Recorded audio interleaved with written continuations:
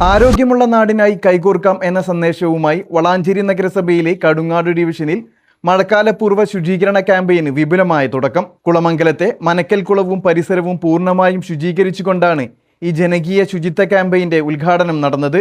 വളാഞ്ചേരി നഗരസഭാ chairperson Hasina Vattoli campaign ഉദ്ഘാടനം ചെയ്തു. മുൻ കൗൺസിലറും വാർഡ് വികസന സമിതി കൺവീനറുമായ സിദ്ദീഖ് ഹാജി അധ്യക്ഷനായിരുന്നു. തൊഴിലുറപ്പ് തൊഴിലാളികൾ, ആരോഗ്യ പ്രവർത്തകർ, കുടുംബശ്രീ അംഗങ്ങൾ, വിവിധ പ്രാദേശിക ക്ലബ്ബ് പ്രതിനിധികൾ തുടങ്ങിയവർ ഒത്തുചേർന്നാണ് മനക്കൽ കുളത്തിലെയും പരിസരങ്ങളിലെയും മാലിന്യങ്ങൾ നീക്കം ചെയ്തത്. വരും ദിവസങ്ങളിൽ ക്യാമ്പയിൻ്റെ ഭാഗമായി വിപുലമായ പ്രവർത്തനങ്ങളാണ് വാർഡിൽ ആസൂത്രണം ചെയ്തിരിക്കുന്നത്. വീടുകൾ തോറുമുള്ള ആരോഗ്യ ബോധവൽക്കരണ സന്ദർശനം, കിണറുകളുടെ ക്ലോറിനേഷൻ, വിദ്യാർത്ഥികൾക്കായി ശുചിത്വ ബോധവൽക്കരണ മത്സരങ്ങൾ എന്നിവ നടക്കും. കൂടാതെ ഡിവിഷനിലെ ഏറ്റവും മികച്ച രീതിയിൽ ശുചിത്വം പരിപാലിക്കുന്ന വീടുകളെ കണ്ടെത്തി പ്രത്യേക അംഗീകാരം നൽകാനും സമിതി തീരുമാനിച്ചിട്ടുണ്ട്.